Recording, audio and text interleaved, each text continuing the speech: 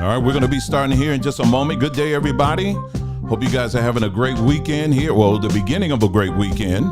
This is Friday, May the 10th, 2024. And we're going to go straight to call-in today and want to hear from you. All right, so this is going to be an opportunity for you just to come right on in.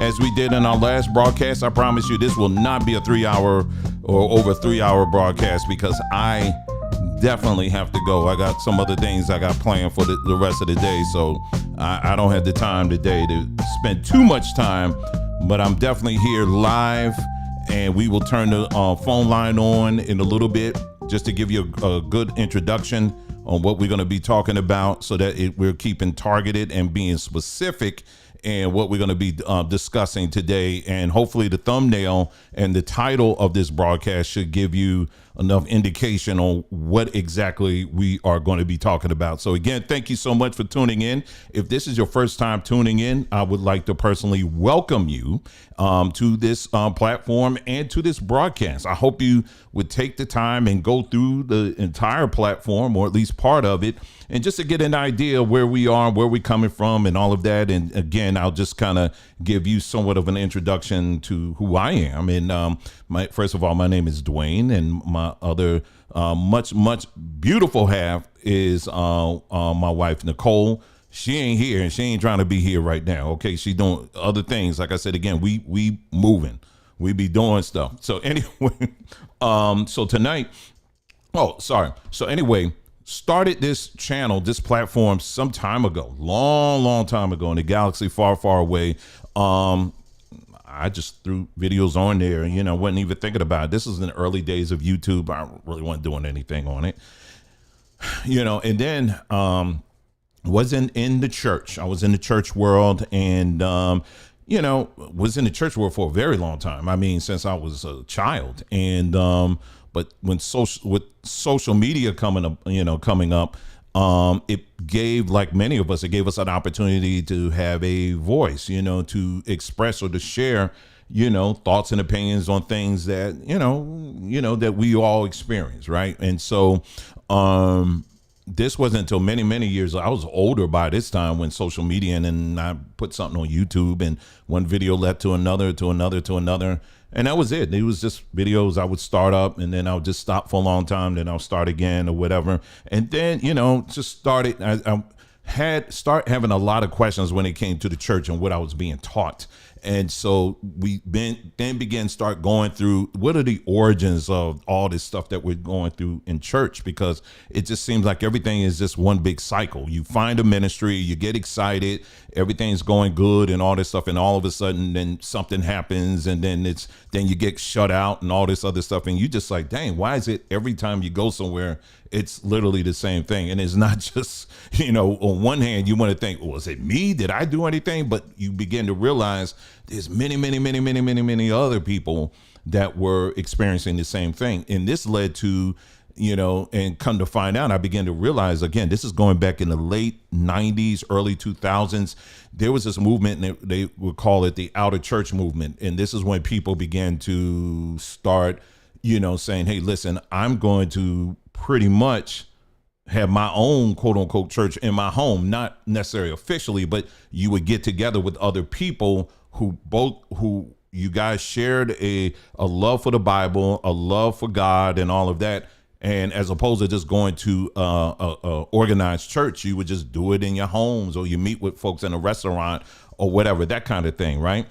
But even with that, we still started having a lot of questions, because those things in of itself began to carry the same mess that was in the church.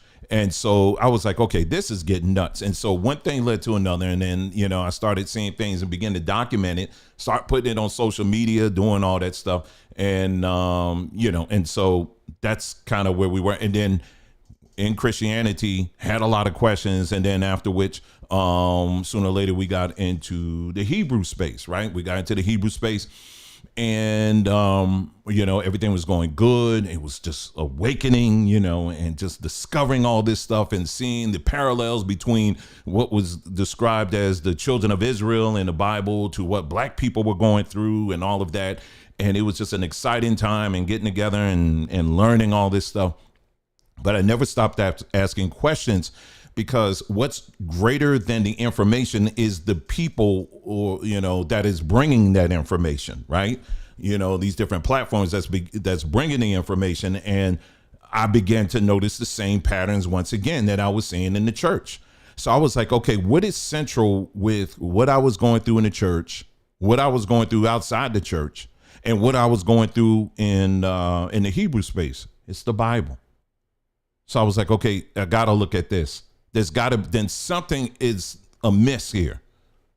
Because how is it that all these people are getting the same thing wrong, or getting the same, we're running into the same things over and over again. I'm not talking about necessarily theological differences on scriptures. I'm not talking about that. But it was just like I said, one of the biggest things for me was in the area of healing. Many of us have experienced different loved ones that we have prayed for, fasted for, did all of that stuff, right? And, because the Bible says by his stripes we are healed, and you'll lay hands on the sick and they shall recover, and all of that stuff, right? We did all of that, and we still witnessed our loved ones, friends, and family members still dying after doing all this stuff. And so what religion told us and convinced us is that it must be something wrong with you. You are in error. It's not the word. The word is always going to be true, but it's something in you that's off.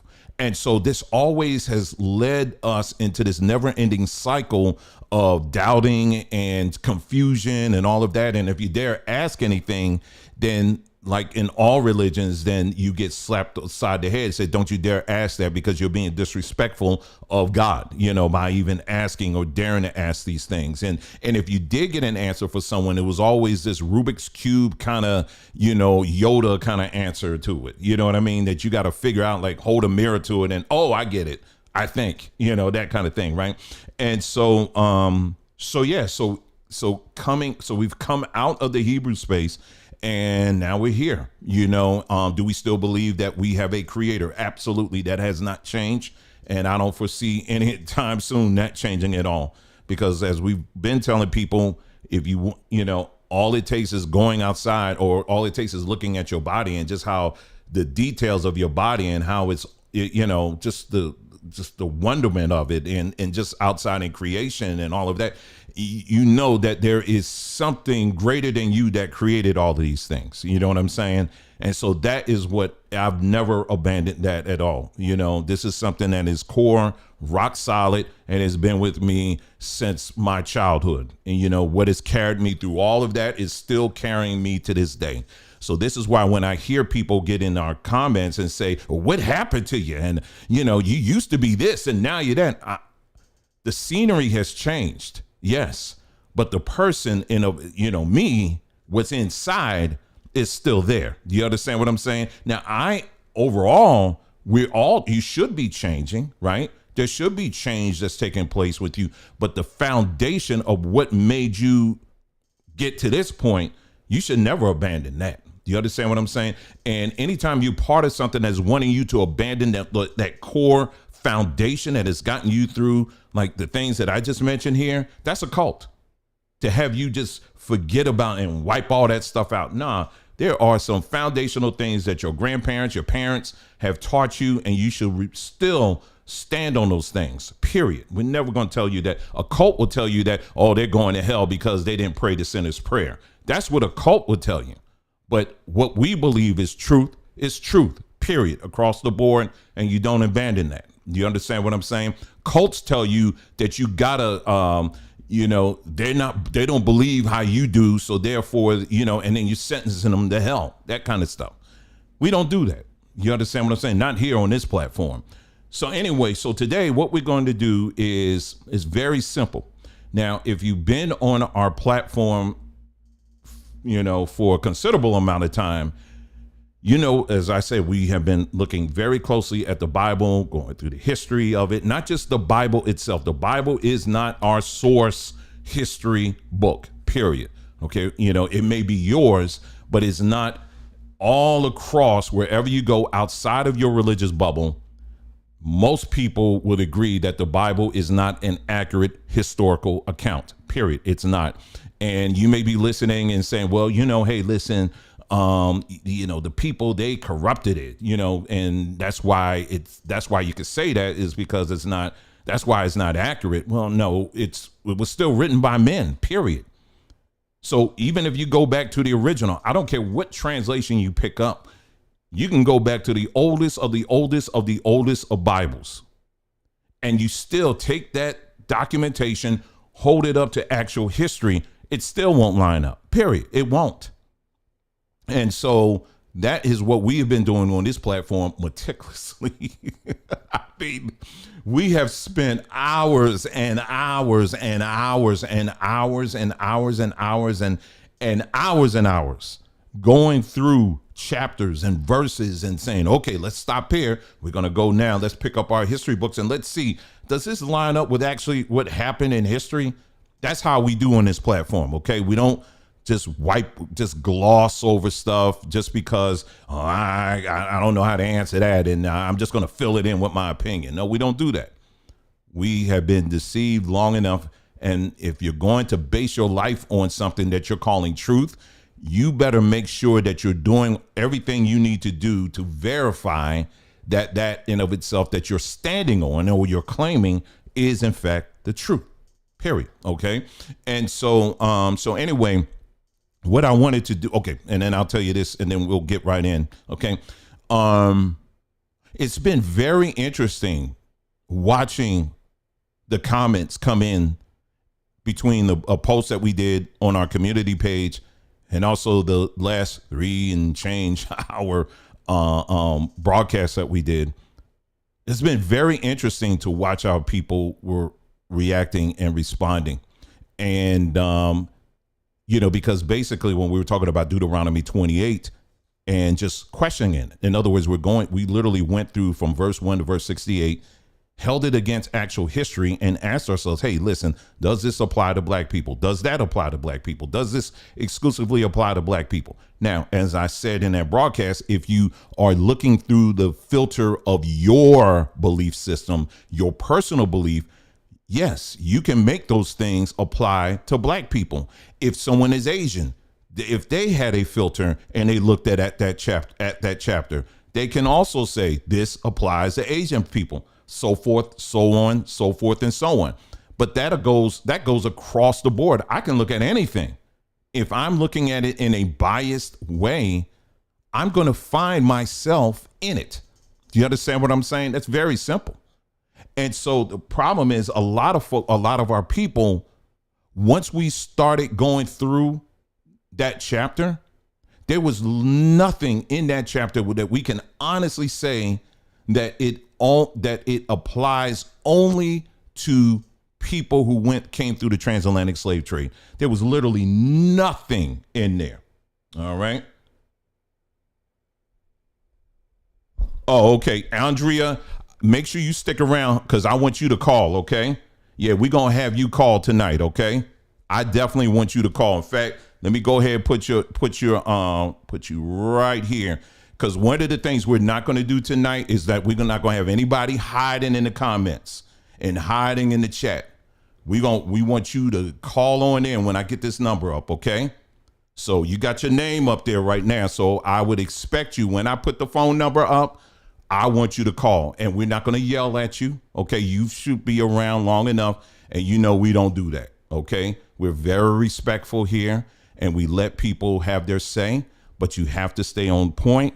You have to stay on subject, and you can't be talking all over the place, okay? Because if you're all over the place, then I'm going to have to respectfully disconnect the call, okay? But we're going to need to have some facts on the table tonight, plain and simple, okay? So I'm putting your little precious name up here on the screen because what I expect for you, because you took the time to write all of this, and you're going to have a full opportunity to speak your mind, because you said here, since you and Nicole defended selling crystals. Crystals? What crystals are you talking about, Andrea? I expect for you to give an answer to that, okay? Because we don't sell crystals, okay? So I expect you to be able to answer for that with all due respect, as you just said in your comment, okay? So anyway, and we're going to see if Miss Andrea is up to the call, because like I said, otherwise, what's not going to happen is that you're not going to be flooding the chat with this kind of stuff and then not be able to speak face to face or, voice to voice. Okay. Again, I'll be very respectful, even though what you said is a very, very false accusation. But I expect for you to be an adult enough to be able to be a stand-up person and talk about that. Okay. Because I definitely want to hear that. All right. So anyway, I'll just cut to the chase here. So we have spent a great deal of time. So I gotta get to the AI. So maybe we'll do that. I don't know. But anyway, we spent a great deal of time talking about the origins of who are these people called the Israelites, which incidentally enough, what's really interesting, this is a brother. I don't know if y'all know this dude or not. I have never met him. I know about him. What's his name? Hold on. His name is, hold on for a second. I will get his name up here. I don't know this dude. I've never met him. Okay. But I don't know him personally. Like, I've never talked to him, never emailed him, nothing. I'm trying to find, let me see. Let me go. Maybe it's in my history. Hold on. Oh yeah. Brooklyn St. Michael. Nicole. Hope I'm saying his name right. Anyway, he did a video. He posted it I would say 12. I would say it was probably about 12 hours after we did our broadcast. Now, like I said, again, it could have been totally coincidence, or maybe he saw what we were doing and did. I don't know. I really don't know. But I remember him when he was in the Hebrew world too. And I also remember him coming out of it. He just abruptly left. And then I remember when he, started coming back on YouTube and all of that. And like some of us out here, he had questions, and he's using this platform as a way to kind of go through that in detail, kind of like what we do. And he did a video. It was like literally posted like 12 hours after we did ours. And Deuteronomy 28. I was cracking up, and I say, oh, snap. So I watched most of it, and he's right on. Everything, literally, he's not even giving an opinion. He's going through just like what we did. He started right with the curses, and then that's it. We went through the whole chapter. But what I want y'all to do, especially for you Hebrews, I want you to take a look at the comments, because the way they were disrespecting this brother for simply asking questions, he didn't raise any voice. He didn't call anybody names. He didn't do any of that. He was just simply going through verse after verse and asking questions. And what got me very upset was the fact that you had Hebrews now. One person in particular said, basically told him that he will be ending up in the lake of fire for asking questions. I can't tell you how many times I've had people ready to purchase a ticket for me to go to hell for asking questions.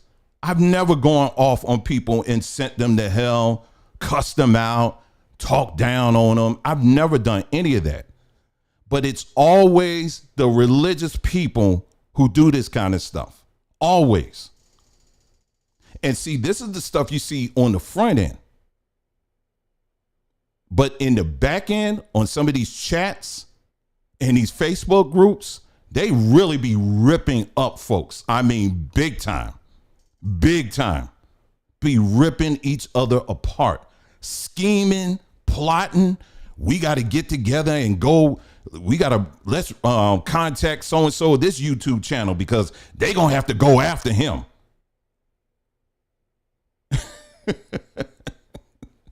This happens. This is amongst God's quote unquote chosen, plotting and scheming against people who are just asking questions.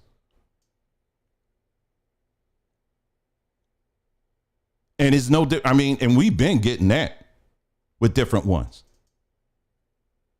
I don't know what happened to you. It just seemed like you just fell off. And, one person said, what happened to you? You were one of the great teachers in the community, but what happened to you now? I was like, first of all, number one, I said there was never a community, a common unity. It never was that. Please help me to find that one amongst black people. You ain't going to find that. So, for those of you who are asking and wondering, well, what happened? You used to do. I'm waking up, and my hope is that you wake up too. Waking up to do what? It's not even anything deep. It's waking up to ask questions. That's it.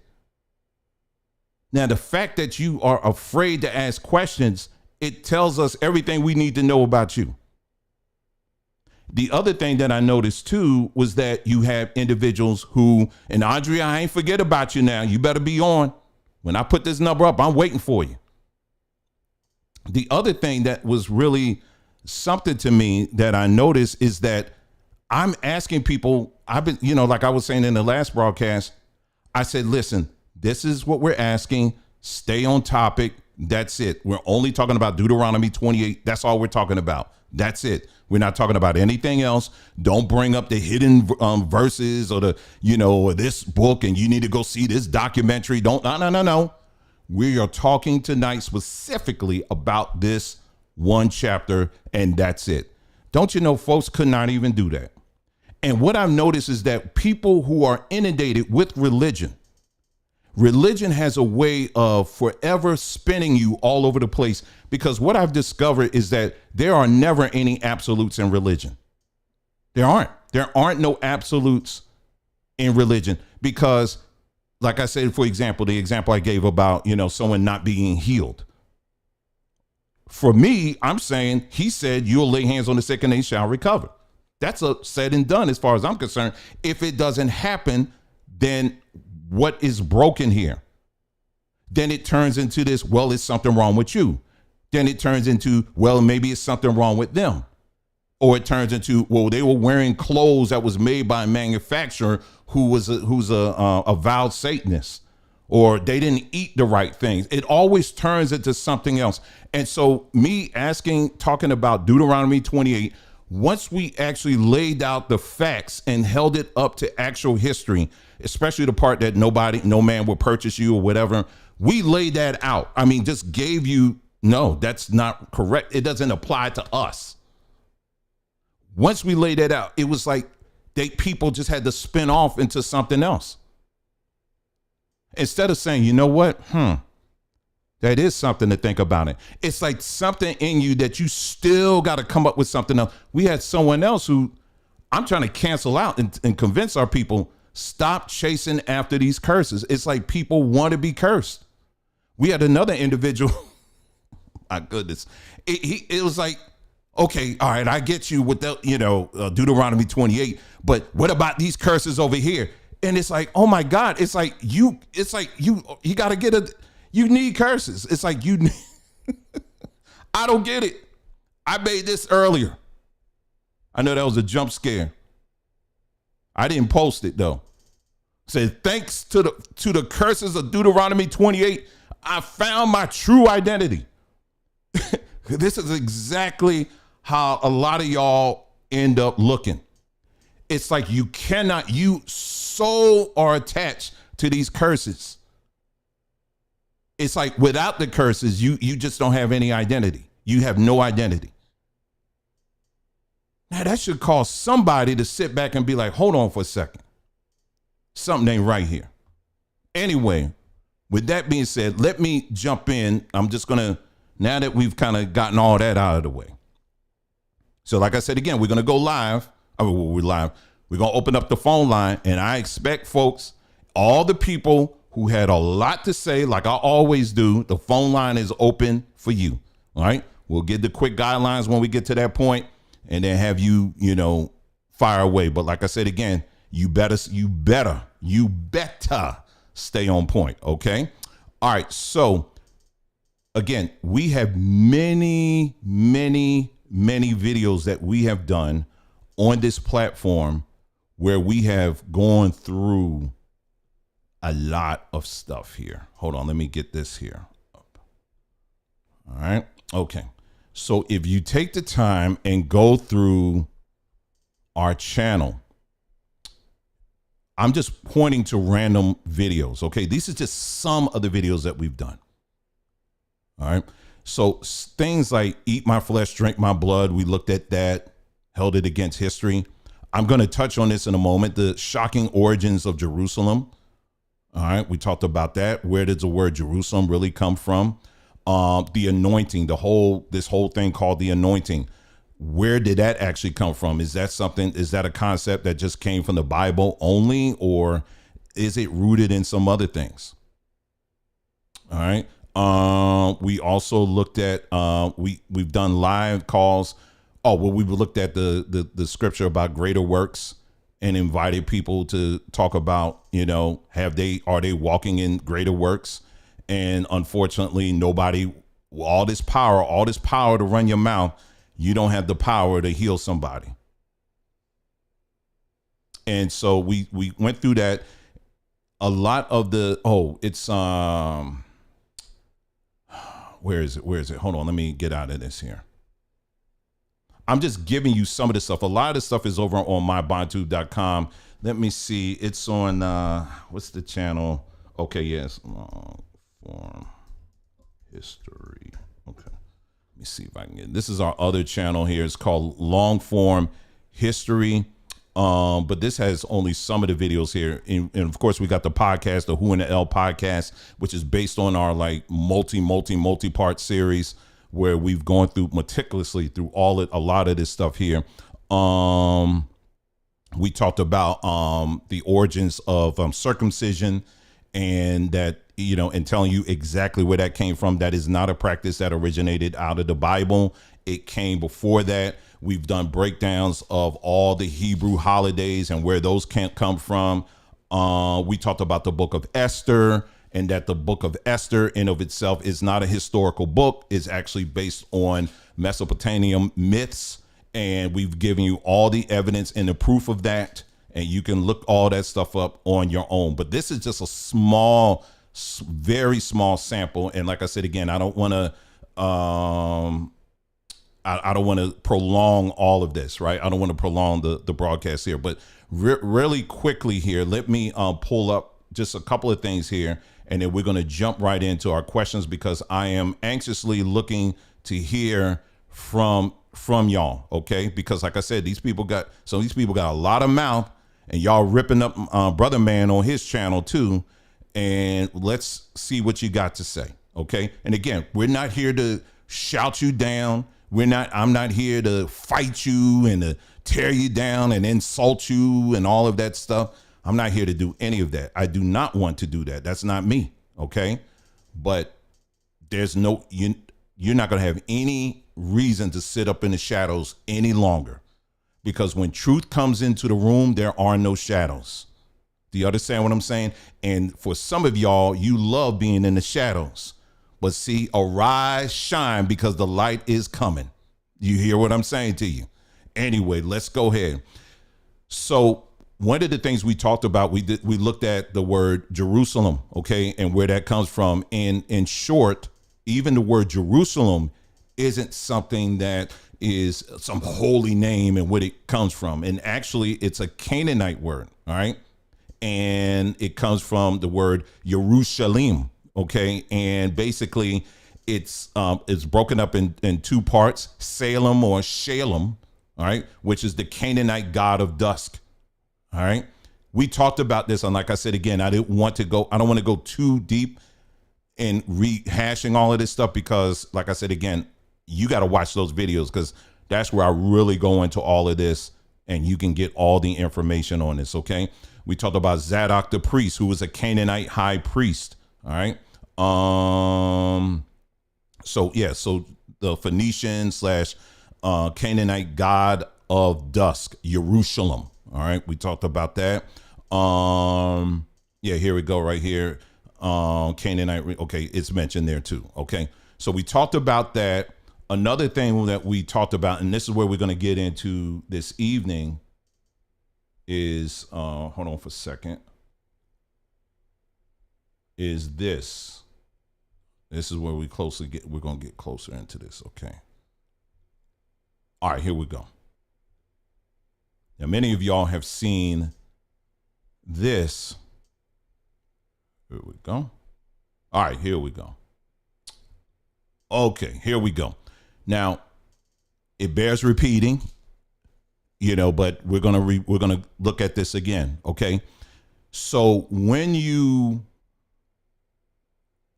let's see, do I show y'all that for? Hold on. I'm all over the place. I'll get it together. Okay. Let's look at this. Okay, this is better. All right, and then we'll go back to that. All right, let's go here. There we go. Okay, so anytime in the Bible you see the word Lord, I am the Lord thy God, what it's saying is, I am Yahweh, your God. All right, so Yahweh, the name Yahweh is all over in the Bible. It's literally all over the Bible. So when you see the word Lord, it's referring to Yahweh. Now, for the smart Alex in the room that will say, you on Wikipedia, that's your source. Again, we have an entire series that goes a lot deeper than Wikipedia. Okay, so try to catch up on that. All right. I'm just doing this for brevity's sake, but we have been going through all of this. But Yahweh. So when you read the Bible, this is what it's referring to. If you go into the Strong's Concordance, right, and you're looking up a verse and it says Lord, talking about Lord thy God, and then you go to Strong's, which is pulling from the Hebrew, it's going to say Yahweh. All right. Now, Yahweh, there are different ways of spelling Yahweh. such as the YHWH, right? The tetragrammaton, you got that. You have YAH, okay, because a lot of these gods were always based on other gods and deities in their region. YAH, YAH, which is spelled with the IAH, that's based off of an Egyptian deity, right?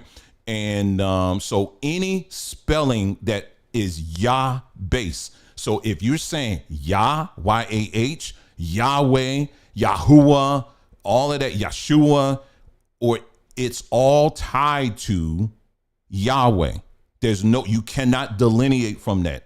I don't care what your opinion is. It's all tied to Yahweh. That's in the discussion. You cannot deviate from that. I don't care what moray, I don't care what teacher, I don't care what your spirit is telling you. It all comes down to Yahweh. All right. So with that being said, now let's go to right here. And now we can pull this up. All right. So this is again a chart that I've shown many, many times. Yahweh is part of the Canaanite pantheon. All right. Yahweh, as you can, so when you're looking at this family tree, this is just a partial tree. This is partial.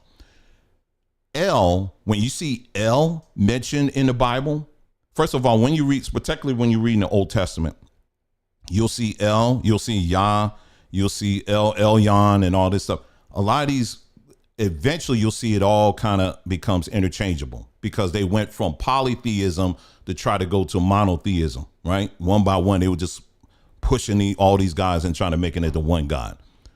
But when you look at actual history, El or El Elyon, which means the most high God. So if you're saying the most high God, who you're referring to is El Elyon. El Elyon is the highest God in the Canaanite pantheon. Again, you cannot get away from that. El Shaddai, El whatever, it's all tied to this God right here. All right. Asherah is the goddess or his wife. All right.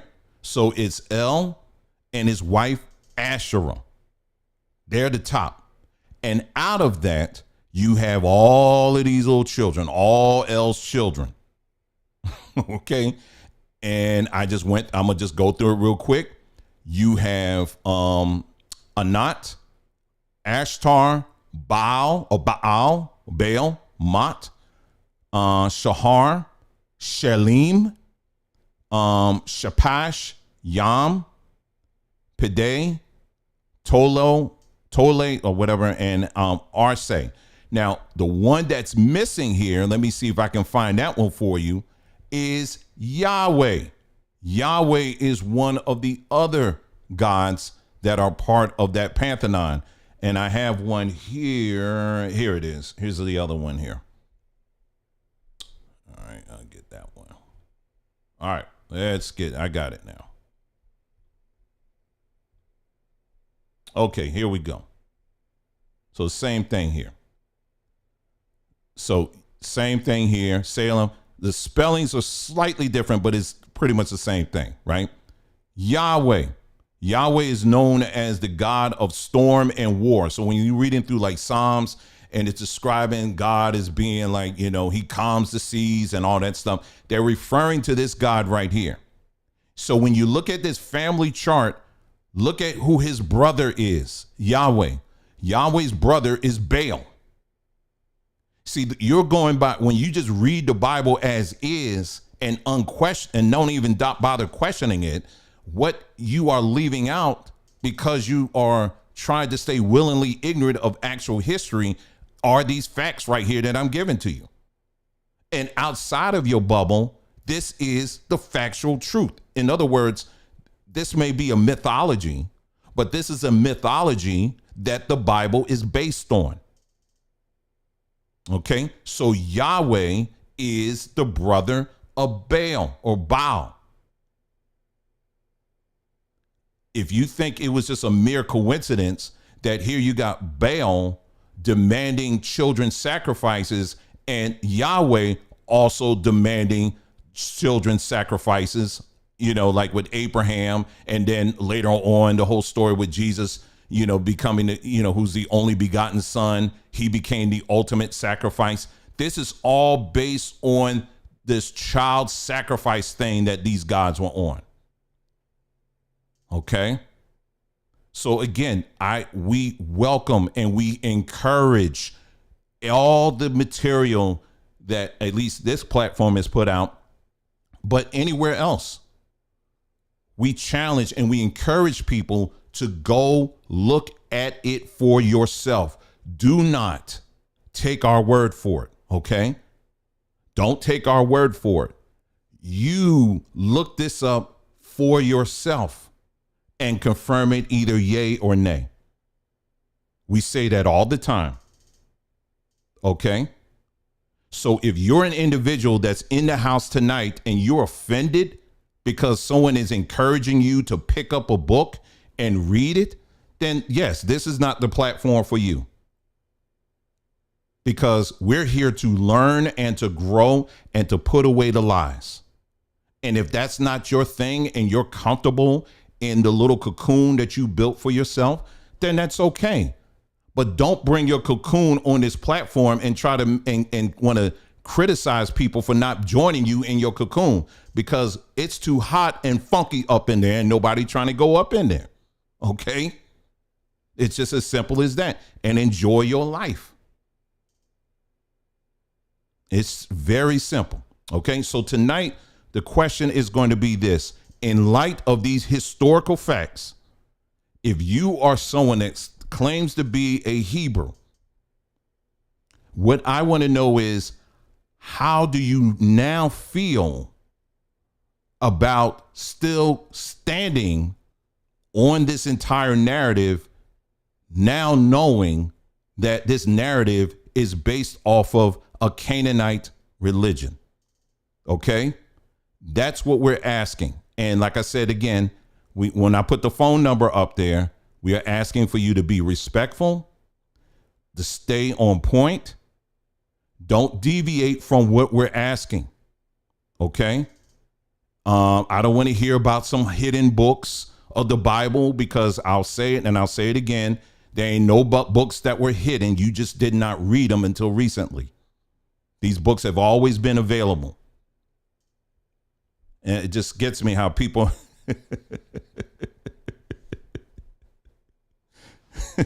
it just gets me, man, how people just anyway. So what I'm gonna do now, let's put on some music like we did before, and I'm gonna open up the phone line. All right, like I said, and we ain't gonna be up like we were before, and doing like 3 hours and all that, because I don't have time, that kind of time today. But we're going to open up the phone line for y'all to call in. And I want to hear from you in light of hearing now and understanding, hopefully, that your belief system now is based off of a Canaanite belief system. How do you now feel about that? All right. So let me hold on, turn this down here. All right, I'm gonna put the phone number up on the screen. And the first call I'm looking to hear is from Andrea. I'm definitely looking forward to hearing from her.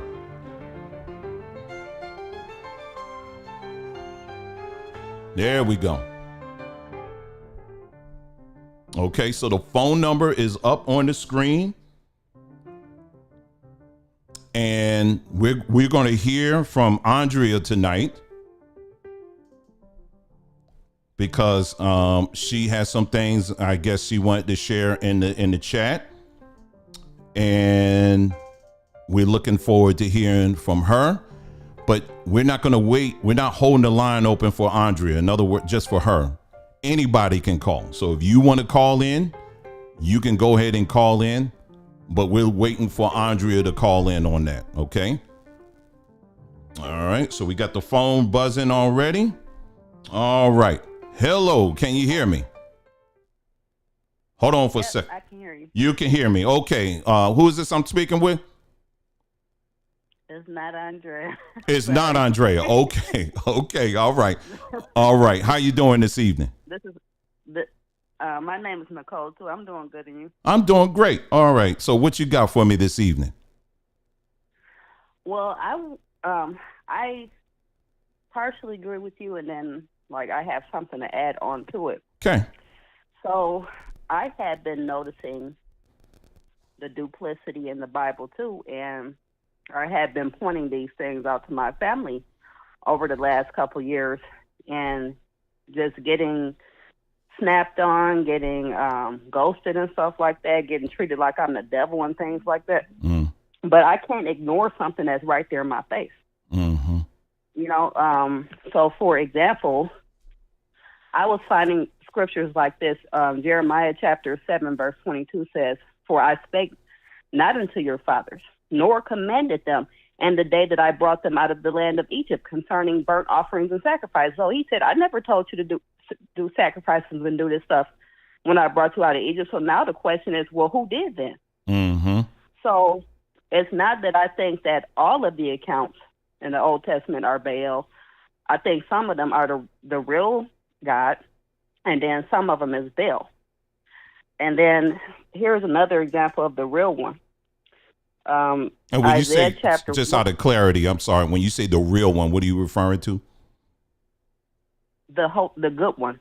The good So what? I'll just put it like this: the good one and the bad one. Well, who's the good one? Because you got to really break that down so I can understand what you're saying. Well, that's the thing. We don't know what his name is because they call them both Lord. So when you read about the bad one and you read about the good one, they're both referred to as Lord. And there's other verses that proves that Israel was calling, that they were going back and forth between at least two guys, and they were referring to them by the same name. They was calling them Lord. And then he even tells them that you're not going to be calling me the name of your God anymore. You're not going to be referring to me as Baal and Lord and stuff no more. You're going to refer to me as Ishi. Mm-hmm. So they was already blaspheming his name and calling him Baal or Lord, and that wasn't even his name. Mm. And then he told them that they were in the will. Wait, I thought I wrote that verse down. But another verse, it says that he says, "Who were you sacrificing to for 40 years in the wilderness?" So basically, he was saying it wasn't none of me. And he went on to mention the names of different gods that they was worshiping. What is it, Renfam, and because it was more than Baal, they was doing Renfam and another one, Moloch. And then, so Isaiah chapter 1, people have been misinterpreting this, I think, going down to, starting at verse 11. It says, "To what purpose is the multitude of your sacrifices unto me, saith the Lord? I am full of the burnt offerings of rams and the fat of fed beasts, and I delight not in the blood of bullocks, or of lambs, or of he goats." So he said he don't even like that they burning this stuff to him. He said, "When ye come to appear before me, who hath required this at your hand to tread my course?" He said, "I didn't require you to come do this crap." He said, "Bring no more vain oblations. Incense is an abomination unto me. The new moons and Sabbaths, the calling of assemblies, I cannot away with it. It is iniquity, even the solemn meetings." So basically, they were sitting up there doing witchcraft at him. And he told them when he first made a covenant with them, don't worship me the way that you worship them other gods. They be having their followers doing evil stuff and sacrificing humans. It's like, don't do that. So he had already told them from day one. So here it is now. He says, "Your moons and your appointed feasts my soul hateth. They are a trouble unto me. I am weary to bear them. And when you spread forth your hands," like how them people in the church can put their hands up and stuff, he said, "I will hide my eyes from you. Yea, when ye make many prayers, I will not hear. Your hands are full of blood." So the Most High does not like you slaughtering his creatures. He said his new covenant, he said, "I'm going to make a new covenant between the humans and the animals and even the creeping and crawling things, where the humans not going to be putting their hands on the animals and stuff like that, and the animals not going to do nothing to the humans, and they're going to be able to lay in peace together." That's his real vision, not this stuff where cutting goats' throats and stuff and pouring. Right. Okay. So let me ask you this then. Now, doesn't the scripture say that he is God and he changes not? Exactly. So he who's doesn't. This other person? So he never changes. So if this God from the beginning of time, he has made declaration on whatever it is, creation, and then later on, bringing the Israelites into the wilderness, and and they're getting the laws and all of this stuff. And part of the laws were how to sacrifice animals, right? So this is the same God that, again, we're just going with the biblical narrative. Okay, we're not looking at anything else. We're just looking at the biblical narrative. So the biblical narrative tells us that this is the same God that created heaven and earth in 7 days, and Adam and Eve, and did all this stuff, and then brought them out of did all of that stuff, and then he actually laid out specifics on how to sacrifice animals. And then so now you're bringing in this verse, which I'm very familiar with, where he said, I'm tired of your sacrifices. Now I'm just gonna, for me, this is my opinion or my thought on it, because the way I would read that, I didn't read it as such where he was saying the only reason why God, and we're just using that generic term right now, was saying that he was tired of it was because they were doing all of these sacrifices, but yet there was no change, that there was no real repentance. So That's I don't think somebody else told me. Somebody else said that when I told them my opinion about that, but I think it could be that he never wanted it in the first place, and maybe it's two different gods.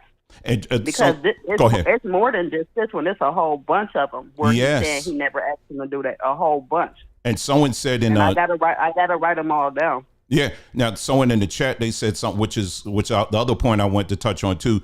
Truth Seeker said there is different gods in there, and that's exactly right.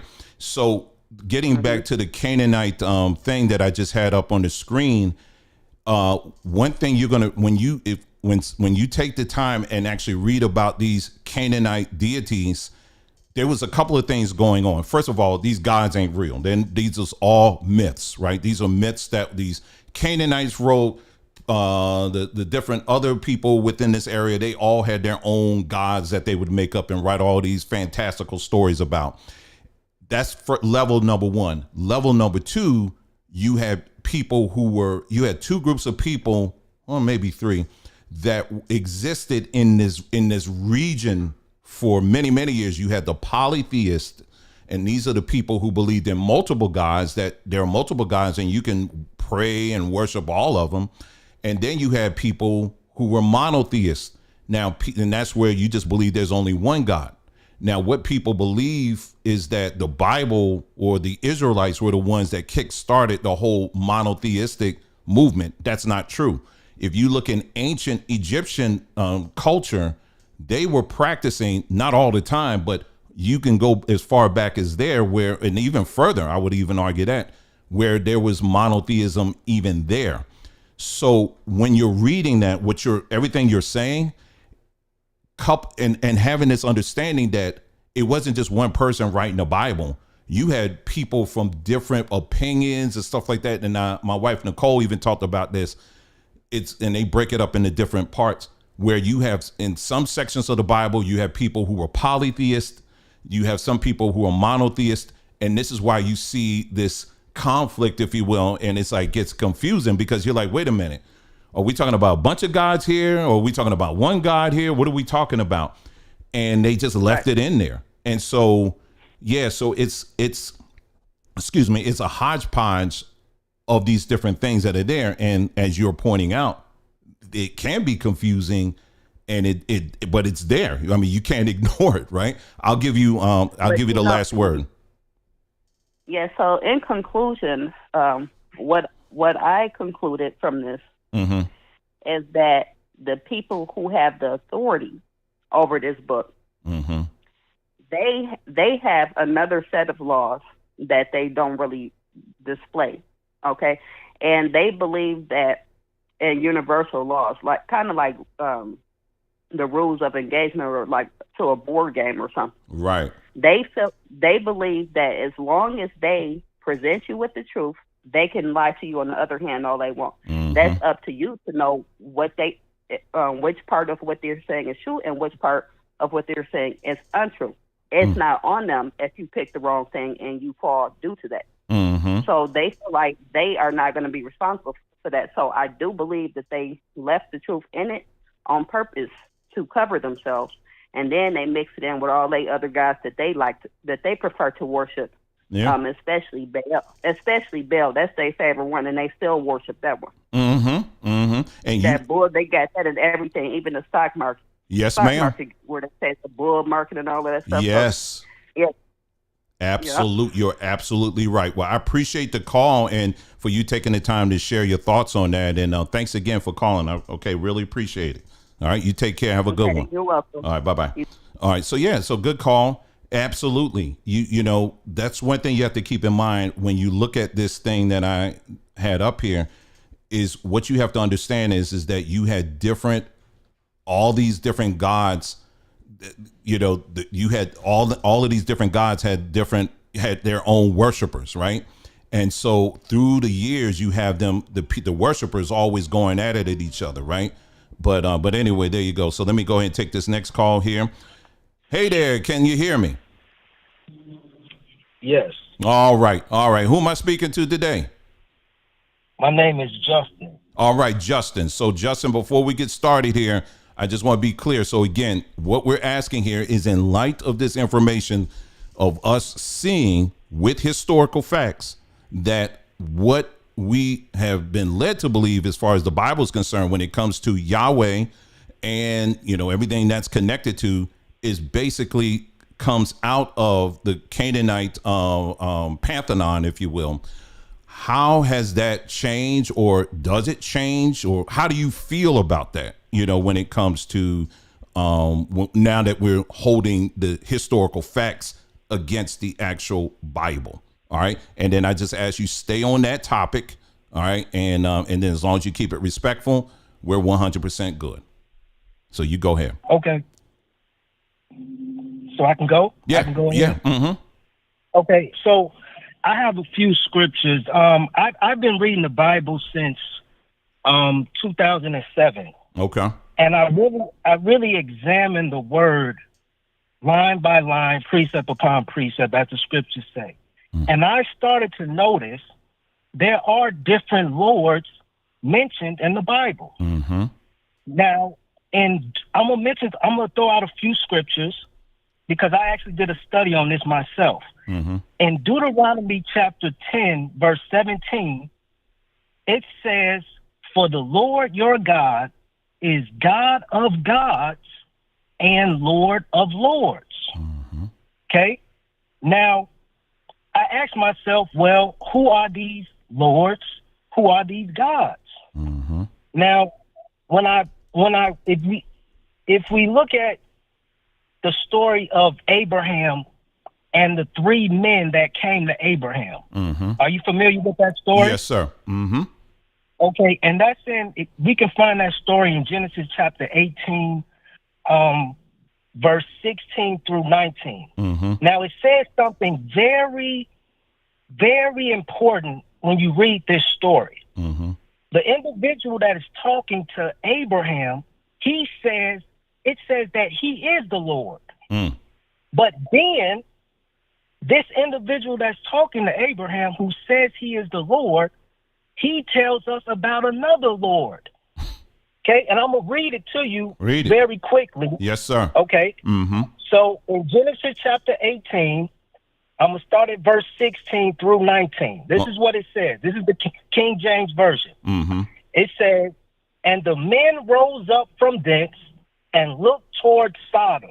Mm-hmm. And Abraham went with them to bring them on the way. And the Lord said, Shall I hide from Abraham that thing which I do? Seeing that Abraham shall surely become a great and mighty nation, and all nations of the earth shall be blessed in him. For I know him, that he will command his children and his household after them, and they shall keep the way of the Lord to do justice and judgment, that the Lord may bring upon Abraham that which he has spoken of him. Mm-hmm. This, if you just think about what's being said here, it says that the Lord is speaking to Abraham. Mm-hmm. But then the Lord says about another Lord. Because in verse 19, he says that the Lord may bring upon Abraham that which he has spoken of him. That means this individual who is speaking to Abraham had a conversation with another Lord about Abraham. Mm. And if we look at Exodus chapter 19, verse 10 and 11, notice what this says concerning Moses and the Lord. It says, Exodus chapter 19, verse 10 and 11, and the Lord said unto Moses, go unto the people and sanctify them today and tomorrow, and let them wash their clothes. And what was that again? What verse was that again? Exodus chapter 19, verse 10 and 11. Okay, all right, I'm with you. Start from the beginning again. Okay, verse 10. And the Lord said unto Moses, so who is speaking to Moses? The Lord, right? He says, go unto the people and sanctify them today and tomorrow, and let them wash their clothes. Verse 11, and be ready against the third day.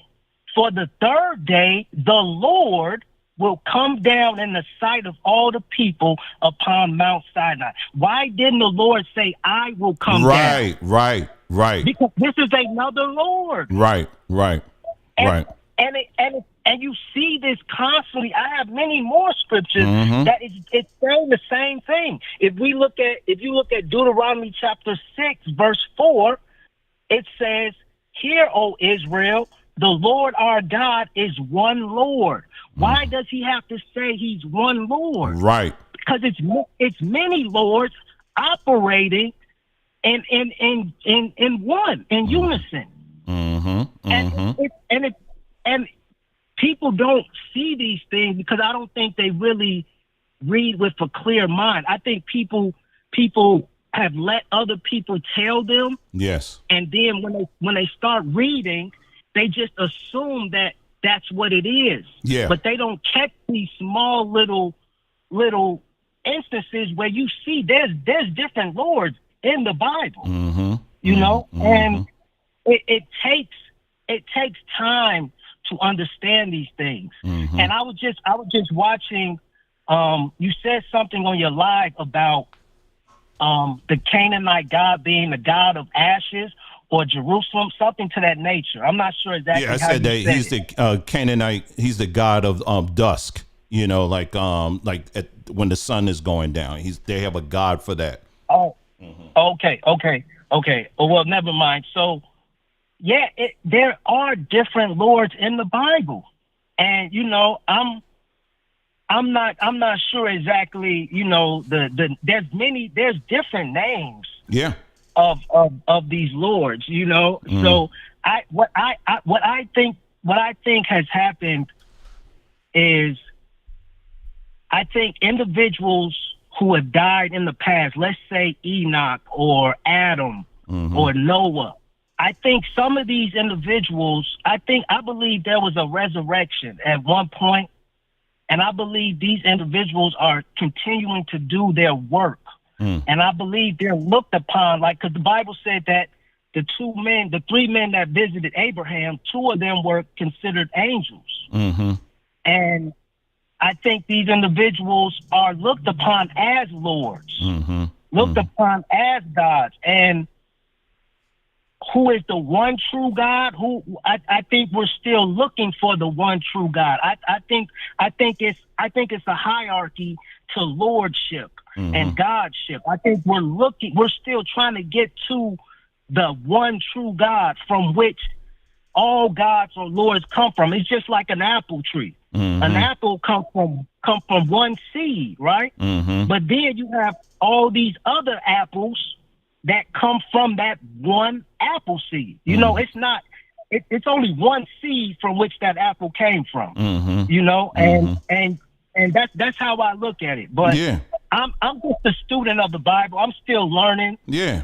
But I like to hear what other people have to say about it. Yeah. I'm not just gonna up and say, okay, that's the truth. I'm gonna research it and try to find the answers to it. Wonderful. And I like what you brought out about how there are different lords being mentioned in this book, because it is. That's right. Because it is. And that's all I wanted to say. That's all I wanted to say. I'm gonna continue to watch your channel and support you. And I like the information that you bring forth. Appreciate it, brother. Well, thank you so much for the call, and really, really do, and great conversation. Thanks for taking the time to share. You take care now. Thank you very much. All right, now, You too. bye. Very good, very good. Yeah. So if you like this brother did, he took the time. He's taking the time, and he's actually going through the Bible, reading it for himself. And what he's bringing out is, wait a minute, they ain't talking about just one. It seems like they're talking about other ones. You know what I mean? What now? Oh, okay. Yeah, so don't call yet. And so I'm getting ready to call. Hold the calls right now. Hold on, because I'm gonna have my very special guest gonna pop in real quick here. Hold on. I'm gonna turn this off for a second. Don't call just yet, okay? I'm gonna turn it off, then I'm gonna turn it back on, okay? What was I gonna say? So yeah, as you're reading through this, you are going to start seeing that for yourself. But way we have been taught, in the churches and all of that, is that, it's only one God, honey. That's it. You don't look at anything else. It's only one God. That's it. And so you read through this filter that they built. But once you take away those extra voices and start reading it for yourself, you'll start noticing things a little bit here, a little bit there. And that's it. Take away those blinders, take away those filters. And then after a while, you'll start noticing some things too. So Nicole, I don't think she's gonna get on camera, but you want me to? Sit down real quick. Oh, okay. All right, go on. Just real quick. All right. So hold on for a second, yo. Hey y'all. Hey family. Real quick. I just walked in the house. Sorry if I look rough. I've been working. I just walked in the house. Did the Andrea lady call in? No. Okay. Well, let me just mention this, okay? And then I'm gonna go out with my daughter and start my weekend really, really right.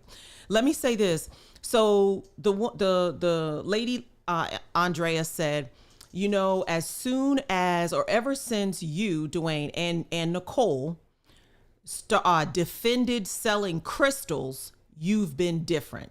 Something to that effect. And I want to point this out because I'm going to mention that next. I want to point this out because here's the thing. And I've said this many, many times before. This is what religion does to your brain. First of all, precious stones. Oh, that's just you. Precious stones, okay? And minerals and elements that are in the earth that were created by our Creator they are not wicked. They cannot be wicked. But what you have done is you have allowed the world, what you would call the world, dictate to you how you think and how you perceive the creation that the Creator made.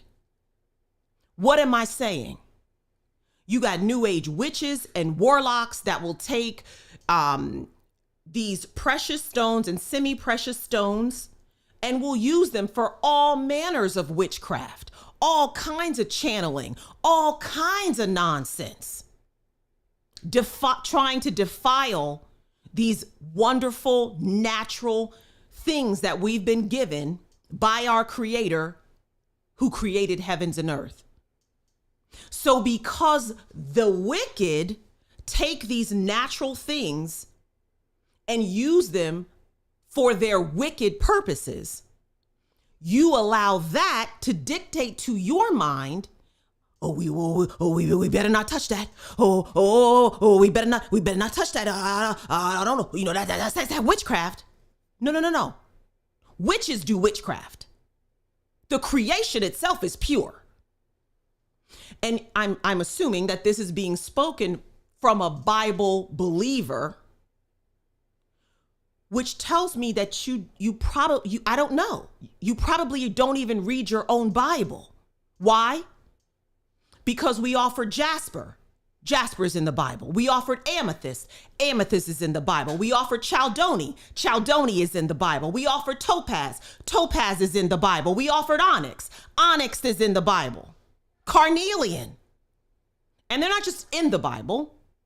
If you are a Bible believer, some of these stones were in the breastplates of the very priests that you today try to emulate. Some of these stones in your Bible make up the foundation of New Jerusalem that you say you want to abide in. But somehow the wickeds that are in the world, because of how they choose to use the Creator's creation, have told you that you can't touch them. No. I do not follow the world, nor do they dictate to me my belief system. I follow my Creator. And I want to live in harmony with my Creator's creation. Not misusing his creation, not worshiping his creation, not doing witchcraft with his creation, not having seances. No. Respecting his creation and using the mind and the spirit that he gave me. Okay? Now I'm coming in here because you mentioned my name. All right? Now, what I am going to say and what I will be doing going forward is, and very, very soon, I've been trying to get it done for a year. I've been trying to get this done. But I am going to be doing a series called, should I tell them what it's called? I'm going to be doing a series. The series is called Bible Bullets. All right. It's going to be a short, each video is going to be short, not long. And I'm going to do this video because of the things that my husband and I have discovered on this journey about the scriptures. I'm calling it Bible Bullets. Why? Because it'll be in bullet point format. Okay. Short discussion points. But also I'm calling it Bible Bullets because these are the points or the bullets that have shot through, shot a hole in, and shot down what we previously or our understanding of what these passages or people, places, and things in the Bible were. Okay? And I'm going to be taking things like the Ark of the Covenant, talking about that, and how it resembles the Egyptian bark, which was a coffin in measurements and dimensions and everything.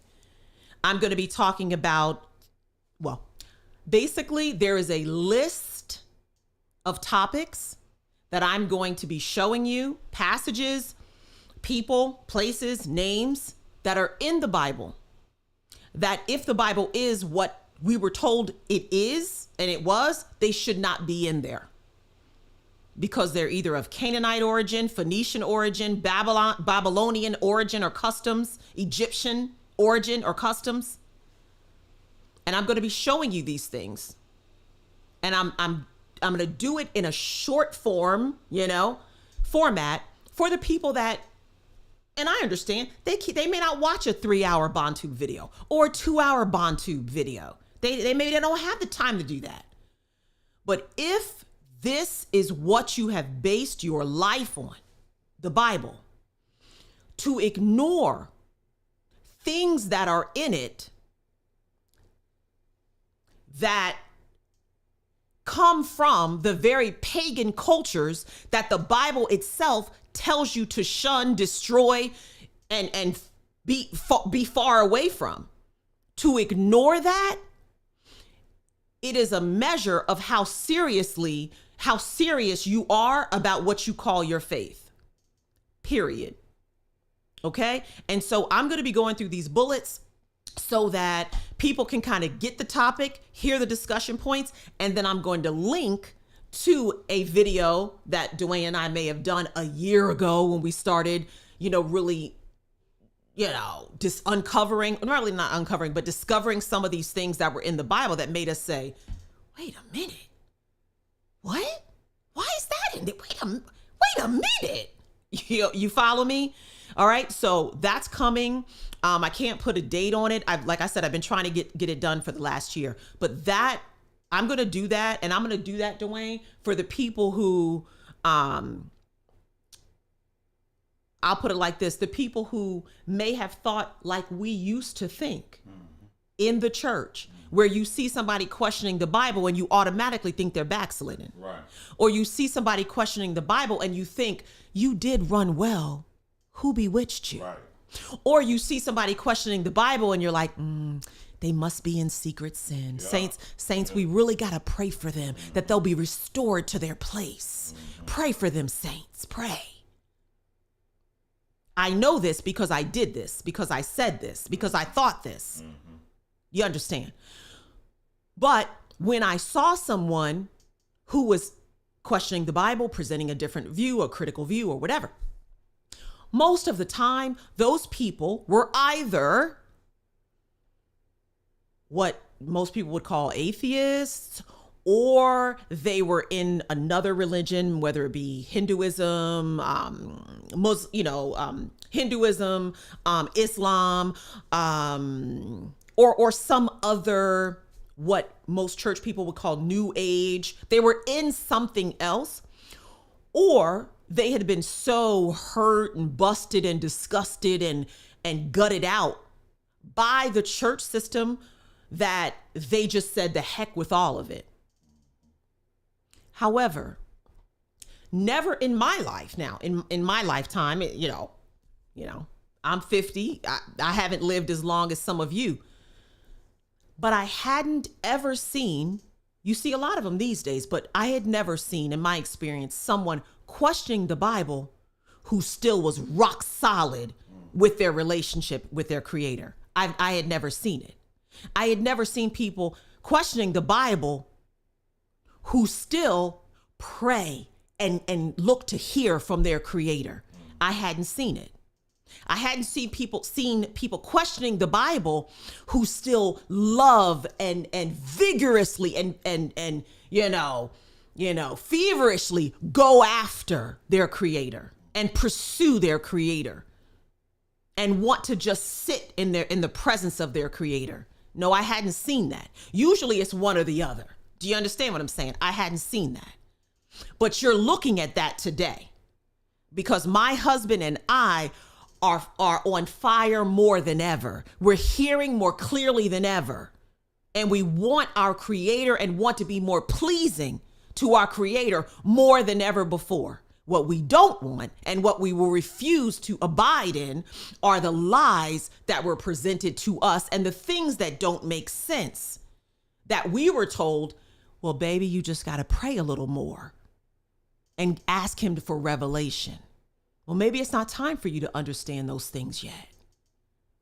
Well, see, like you said earlier, there's not anything wrong with the text. It's just your understanding is not there yet. Just be patient. We can't know everything. We have heard it all. We've heard it all. But some of these things require answers because they're pagan. I'm talking about some of these bullet points I'm going to be going over. They're pagan, they're wicked, they're demonic, all right? And they don't belong to us, but they're in the Bible still. Why is that? Why is that? And so, So anyway, that was my response to Andrea. I'm not sure how to pronounce your name. And then those other notes, you guys, just be looking for that series, Bible Bullets. I'm going to try to get it done sooner rather than later. And love y'all. That's it.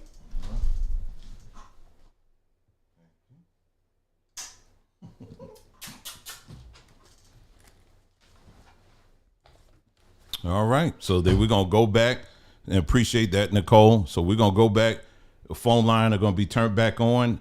Again, what we were asking at the beginning of this broadcast is that in light of the information that we just presented here, again, I just gave you just a little bit, but if you go back to all those videos that we've done about who is Yah and where does Yah or Yahweh and all that come from, at the end of the day, it's based on Canaanite religion. That's what it's based off of. In light of that, and assuming that you have personally gone over that information on your own and did your own research on that, how do you feel about that now? How do you feel about now seeing that, wow, wait a minute, so this stuff is Canaanite now? What's going on? Or are you just kind of like, well, it is what it is, I'm still going to follow it anyway? It'd be interesting. I'd love to hear from any of y'all. The phone line is back on, and you can go ahead and call us, and we'll love to hear from you very much. And so yeah, so there you go. So anyway, excuse me. So yeah, I know there's a little delay on the phone line there. So while we're kind of waiting for the line to get back, people to start calling again, like I say, you're more than welcome to do that. Oh, there you go, back online. All right, here we go. Good, that's exactly what I want. Hey, can you hear me, caller? Yeah, I can hear you. This is the coach. What's up? Hey, coach, how you doing, man? I'm doing good, brother. Good. I missed a lot of your live stream, but I heard the words animal sacrifice. That's what I remember hearing. So to answer your question, in light of all this information coming up about how do I feel, and I'll be brutally honest with you, brother, there's a part of me that's filled with rage and anger and aggression, because I've spent I figure, man, ever since I was a child, the Bible was pretty much thrown at me. In my case, it was white people who threw the book at me. But when I was in Utah, I spent 10 years out there, and I was talking with them. And I'll try to be brief with this because I know I don't want to take up too much. You good, man. So while I was in Utah, I was talking to the Mormons for a little bit. And then at one point around 2015 or so, I'm reading the Book of Mormon. I managed to get a hold of the Sefer. I'm reading the King James Version, and I'm reading there's one the Jewish Publication Standard. I'm reading all this, all lined up on the table in front of me, and I began to notice. Started with the Book of Genesis, got to Exodus. When I got to Leviticus, light bulbs went off. Hold up, why are these translations different? And it's not like one word, like and the. No, these are like big translations. Yeah. And then light bulbs went off, and I realized, oh hell, I'm being lied to. Right. I'm being duped. Right. So then, thank the Most High for social media, because I started going online. Okay, I'm feeling this way. Who all's feeling this way? Yeah. And apparently there's a whole lot of people who feels this way. And I know that there are several groups right now, smaller groups, they're having discussions, and they're going through historical texts, and they're trying to restore the original biblical text, which I think I'll give credit where credit's due with the publisher of the Sefer, which I had a run-in with the publishers where I called them out on I think, 4th Ezra, one of those chapters, which are supposed to be 120 lines long or verses. The publisher had removed 68 verses from that chapter, and it talked about what happens when you die, depending on whether you've lived a righteous life or whether you've lived wickedly. They removed that out from the 1st or 3rd edition. And I called the publisher out on that. Oh, yeah, you're right. I'm sorry. We felt, no, don't feel nothing. You got to keep it in there. Right. Because what you're doing, doesn't the book says cursed are those who remove an Yes. from this book, and here you are doing the same thing. Yes. You right. So I'm gonna be honest. This leads to blood. I'm trying to be on my best behavior here, but I have to be brutally honest. I got you, man. I know. Their karma has interesting, innovative, and creative ways at getting back at people who does these type of things. And I learned the hard way a long time ago. I don't want to be on the wrong side of karma. Right. And I'm going to make a bold prediction. And I'm no prophet or anything like that. You know, I'm just voicing my views and my opinion. Every last verse in that book is going to fall on these people because of what they've done. They have used this book. The Christians have used this book as a weapon in order to subjugate and subdue the entire planet. The Muslims, the Islam, the Quran, that's going to fall back on them because they've done the same thing as the Christians have done. And now you got the Revelation 2:9, people. They're causing all this mess. They pretty much control the world. And they're using biblical scriptures to justify their madness. And at some point, all this is going to come to a head. I believe that. And they're going to run into the fist of the Most High Almighty Creator. I believe that. I truly believe that. I appreciate you calling and sharing that, man. Thank you so much. And good hearing your voice, man. Yeah, likewise, man. I'll try to bring the family down your way. We're not too far from each other now. I may get down there before it gets too hot.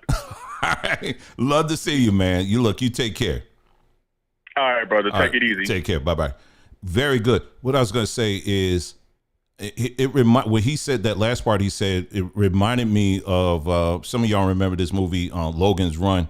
And near the end of that movie, Logan's Run, it was like you had all of these cities, major cities, and they literally grew over. Like all this vegetation came back and just grew all over the cities because pretty much the system just kind of collapsed on itself, and then nature won. And that's what I believe. And many of you, maybe if there's like an old house that used to be in your community, or there's a patch of woods, if you've ever taken a walk through certain woods, you'll see that eventually nature always wins in the end. And so these systems, I truly believe that we're going to get to a point where this stuff is going to have to fall and collapse on itself. And our creator with his creation, I believe, is going to win at the end. But we have to be determined enough as individuals to sort out all the lies. Otherwise, we'll be the rusted car sitting up there and the weeds done grown over us. I don't want to be that, And so anyway, good call. Thank you so much, Coach, for calling in. And like I said, again, the phone line is open. You can call in. I'm trying to get as many calls in as possible because, I'm going to be dipping out here in a moment. So, yeah. So, again, we have taken, you guys have been, some of y'all have been following us for some time. We have really taken the time and looked through who these gods are mentioned in the Bible. And I mentioned gods, when the Bible says he's the King of Kings and Lord of Lords, or he's a God above all gods. That is acknowledging that there are other gods. And where does that come from? This is where I pointed to. It comes from primarily, but not exclusively, the Canaanite pantheon, because you have a whole family of gods and they're all connected and they all share one daddy, and the daddy's name is El, and their mama name is Asherah. And the way they write it, it's interesting how they write it. They try to make like El is the Baal is the bad man and good cop, bad cop. They do that, but they're all the same family. All right, let me get to this call here. Hey, caller, can you hear me?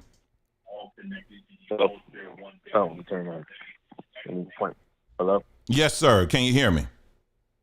Yes. How you doing? All right, good. All right. So, yeah, like I said, just thank you for calling, but just real quick, just make sure you stay on point on what we're talking about tonight as far as, talking about the origins of these gods.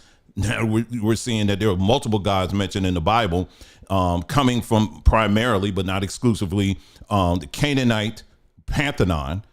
How do you, what is your, how do you feel about that now? That's what we want to hear.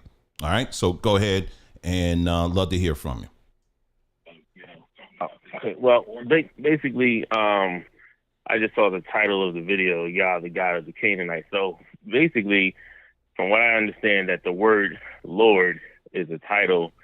It's not just like a name for one specific God. So I realized that there are other gods. Like you said, I mean, but people I talk to already know this or recognize this. And what a lot of things they don't understand is that the adversary, or what they like to call Satan, also carries that same title, Lord.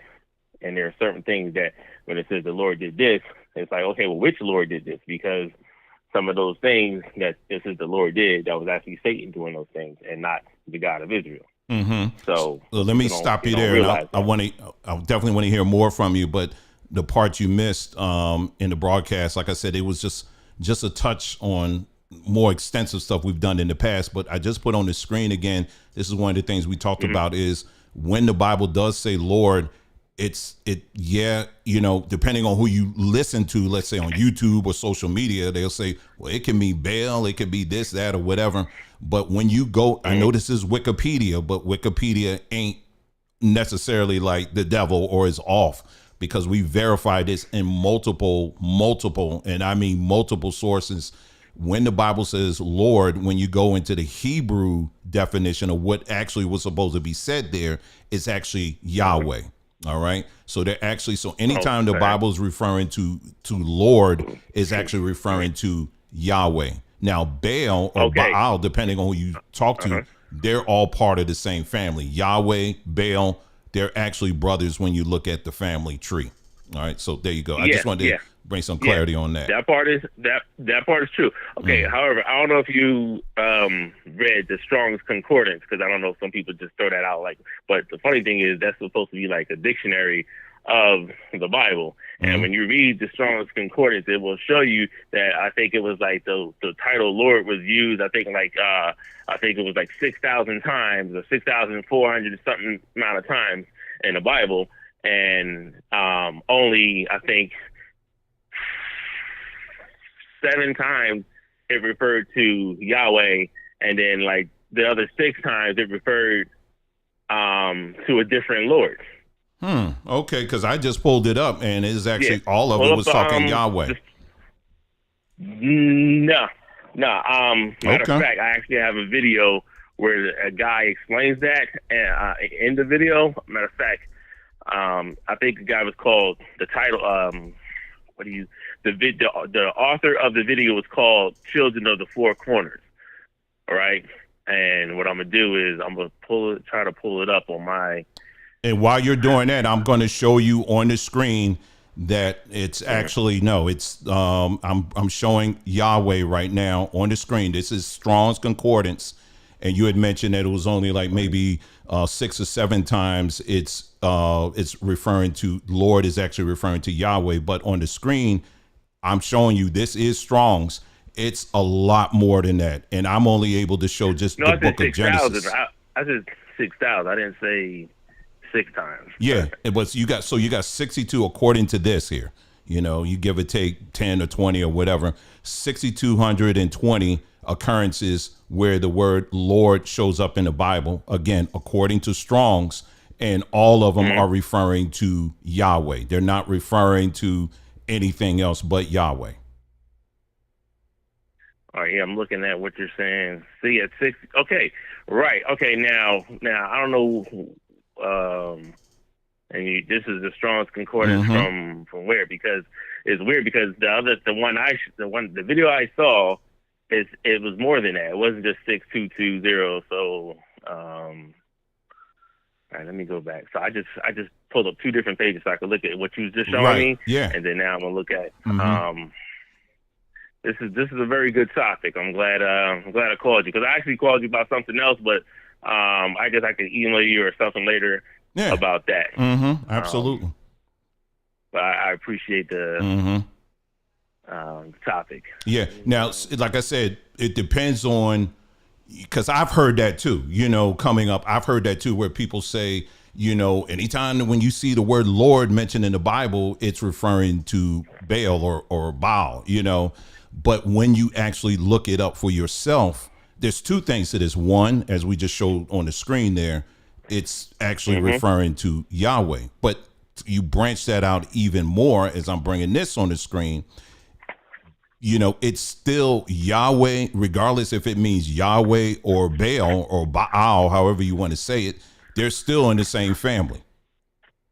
So, you know what I'm saying? So is it that much of a difference? There are differences absolutely between Baal and Yahweh. Make no mistake about it. There are actually differences. But at the end of the day, they're still part of the same family. They still got the same mama and daddy, basically. Yeah. The reason why I know that was because there was another term called halal. Halal? And it shows you that they're, HALAL. Or I think I know what you're talking about. But we're just gonna stick to but here right here, I think I know what you're talking about. It tells you that they're in the same family for sure. Okay, so you're right on that. Okay, so how do I send you this video? Because I just pulled it up. It's called, the title of the video is called "The Tower of Babel and the Building of the Third Temple." Well, the author. I was gonna say you can go ahead. You can email that. My email address is connect@journeymanandwoman.com. And I'm just going to tell you up front, I'm going to get to it when I can because I'm doing a whole lot here, but you could definitely send it, no doubt. Problem. You know, but like I said, again, I'm glad you called, you know, and always good to hear from the brothers, especially, you know, when we're talking about anything for that matter. What I'm going to do is I'm going to even give you like the four, because it's only a 24-minute video, but I'm going to watch it again to find, like, say if it's like 3 minutes and 9 seconds. Like the part where, you know, I think you would be interested to see. I will, you know, look through that, fast forward it, and just give you a heads up. Absolutely. Makes it easier. Absolutely. Nobody ain't got time to be watching all this stuff. You know what I'm saying? I understand. I get it. Well, look, go ahead. And also, now, you know how with the Strong's Concordance, like, 'cause there's this thing called the, like, they'll say H430. Right, when they give you, that's like a reference of the name of the Lord. Like what? I think you say it. There's like a the sword. I forgot. There's two guys that use this other electronic Bible that has the Strong's Concordance written in with the actual Bible. Right, and I forgot. I think it's called eSword. Right, I've heard of that. You heard of that? Okay. So it kind of like will give you the different references. Okay. So I don't know what Strong's Concordance what you showed me, right? So here, this says KJV translation count. This is there was a total, the Lord was used 6,519. Okay. And the one you showed me said was only 6,220. So here, I can kind of screenshot. It says the KJV translates Strong's Concord in the following manner: that Lord was 6,510 times. 4 times it was for God. Another 4 times was for Jehovah. And 1 time there was a variant. Okay. So what it's saying is that when it used that title Lord, it's not just referring to one guy, like the Christians like to say, you know, there's only one guy, because that's bullshit.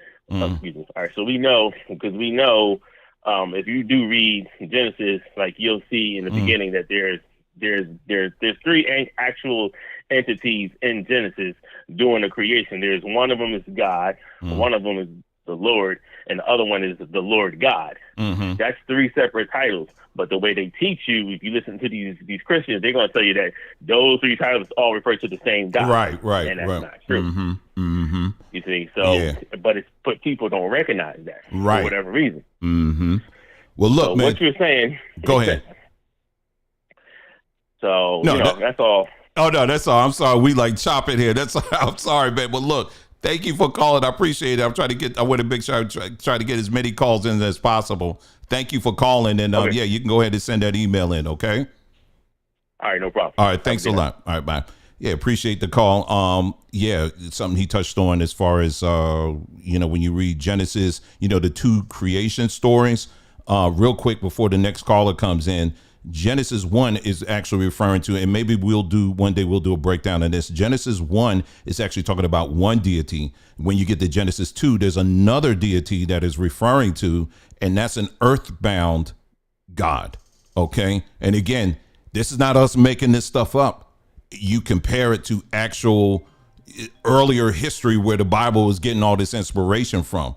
When it talks about how God was walking in the garden and all that stuff, that's an earthbound God. And then the one where he says he created heavens and the earth and all of that, that's a sky God. We'll talk about that. We'll get into that, at some point we'll get into that. And, but just don't run with that. But trust me, it's going to take some time to really lay that out so you can have all the info and you can see for yourself where this stuff is coming from. Hey, caller, how you doing? I appreciate your patience.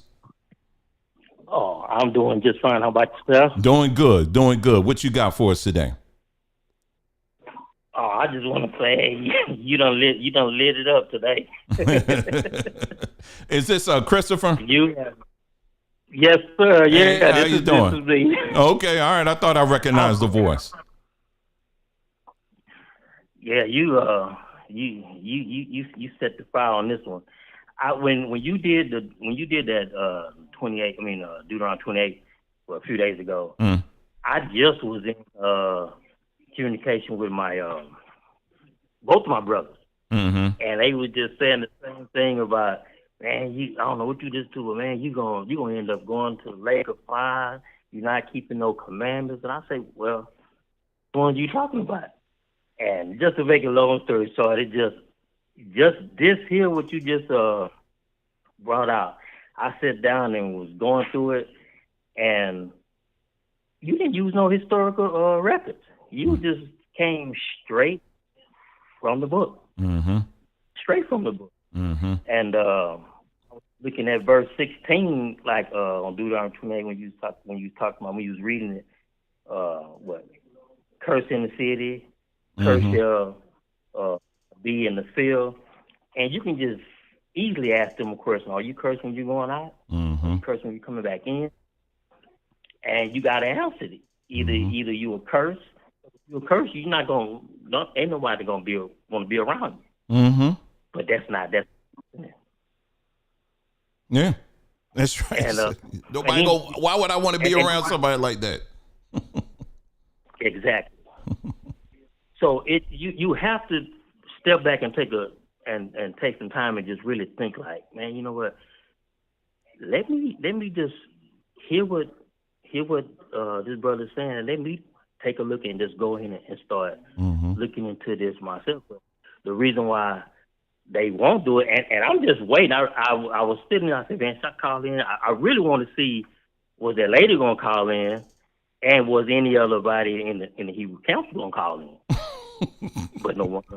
They have not done it. They won't call in, because how can you call in and try to go at it, and you just, number one, you asking questions, and the question you asking is coming right out the book, right out the Bible. So it's just this you did this one, and then when you pull up, you said another brother did the same thing too. I'm gonna get a chance to get over there and look at that. Yeah, this was right on. This was right on time. Yeah. Like I said, I never met him. I don't know him. I've never talked to him. I know of him. When I was in the Hebrews, he was a very solid individual. I always thought he was. And, a lot of people really, really liked him. A lot of Hebrews, they really liked him because he was just very detailed, right? And then he dropped off. I was like, dang, what happened to him? And then I found out later he got out of it. Never really explained as to why. And then later on, he came back and did an explanation. And man, them Hebrews lit him up. And they still are. And I'm like, this dude, everything I've seen him do or say, he's always been a very stand-up individual. He's never said anything derogatory that I'm aware of on any of his videos. I don't like watch all of his videos, but I've seen some of them. But the vitriol that's coming from these very people who claim to be filled with the love of God, but yet they're the first ones that want to send you and your family straight to hell and will lie on you on top of that. I tell you, I have a whole list of things that I can go through right now of so-called Hebrews and the things they have done, tried to do to myself and to my family simply because of a difference of opinion. And that should tell you everything you need to know about that space or religion in of itself, because only religion does that. I can have a respect for anybody. I don't care who you are. You know what I mean? If you want to believe this or that or whatever, that's you. Listen, there are people that are walking around right now that are homosexuals and stuff. Now, I will be very clear and tell you I'm not down with the LGBT thing at all. There's nothing in me that co-signs on that at all. But I can, as an individual, I can respect somebody for being a human. You know what I mean? For whatever that's worth. As long as you respect me, I respect you. That's it. You know what I mean? And we just keep it pushing. But religion will go even further than that and literally try to find all kinds of things in scriptures to say you are going to go to hell because you know what I mean? Because you don't believe what I believe. That's crazy. And so anyway, I could go on and on like that, brother, but thank you for calling. I appreciate it. And give our love to the family, okay? Oh, yes, I sure will. All right, you take care. Keep it going. Keep it lit. Keep it lit. All right, brother. Take care. And Coach, same thing with you. Give our love to the family. I forgot to tell you that. It was like in the forefront of my mind. And yeah, give our love to the family too. But yeah, that's what, if that's why we do this, you know, when I do these posts or when we have these open lines like this, because I want people to be able to hear. It's one thing to sit in the chat and you're saying all kinds of stuff. It's a nameless, faceless person, but it's another thing when you're actually talking to people, you know what I mean? And you can really hear where this person is coming from or where these different ones are coming from. You know what I'm saying? Some people, I'm gonna be honest, their minds are just all over the place. You understand what they are? You know, some people I know they're touched with a little something. And I'm not trying to be funny or mean. I'm just being real. The worst combination is when you have someone who has mental challenges, if you will, and they mix that with religion. That's the worst thing in the world you want to do. And so, but there's a lot of people I find in this space, they just got something going on there. They got something going on there. And, but it's not, I'm not saying if you're in that space, you got some mental illness. No. I'm not saying that, but you do have people who do, but those that don't, religion will do its work. And that's why one of the things I was saying earlier, and y'all can still call in if you want. I was talking about how people who are deep in religion, it's like there's no absolutes. See, especially men, we only work and operate in absolutes. That's in most cases, good men, we work in absolutes. So don't have me come to your church and all you telling me is pie in the sky and one day this is going to happen, that's going to happen. You ain't going to keep no men up in that space. Or same thing in the Hebrew space when you telling Hebrew saying one day the Most High, he going to come and he going to revenge anybody. One day. Meanwhile, we still got brothers that are wrongfully accused and put in prison. Meanwhile, we still got people, black folks being kicked out of their homes. Meanwhile, we still got a lot of poverty going on. Meanwhile, we got real problems that are going on. And the best that Hebrews can come up with is putting on their shirts and marching through the city. And people get, oh, it's so good to see a bunch of men, black men get together. Okay, that's good. Y'all want to do that? But take the purple shirts off or keep them on. I don't care. Stop yelling at the people and then start coming up with some solid solutions for the people, regardless if they choose to sign up to be a part of your little group or not. Do it because you love the people, not because you're trying to get them to sign up for your cult. You understand what I'm saying? Like, for example, when we, my wife and I, when we were giving away that black seed oil stuff, what was it, a year or so ago? We were doing that not because we were trying to get more subscribers. We were doing that because we love our people. Period. That was open-ended. That's it. But when you only do things so that you can give people, you trying to get them to sign up for you, and if you don't sign up for my program, then you're gonna go to hell. That kind of stuff. That's crazy. Someone asked me earlier. I did see you. I'm sorry. I'm up here running my mouth. They said, so what name do you use for the creator? You know, for me, I just say creator. But here's the biggest thing here. This is why I want to challenge you even deeper.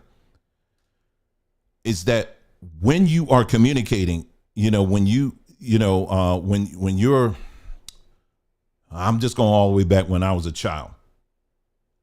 There's a communication, like when I am communicating with the one who created me, it's almost like thought. You know what I'm saying? There is no name. It's like I know that I'm being heard, regardless if I use a name or not. But see, we've been trained that it's got to be this name. It's got to be Ra. It's got to be El. It's got to be Jesus. It's got to be this. It's got to be that. But where we're going is that our people need to understand that when you're dealing with true communication with the one who created all of this, you got to have enough trust and understand that before you even say anything, before you even think, your creator already knows.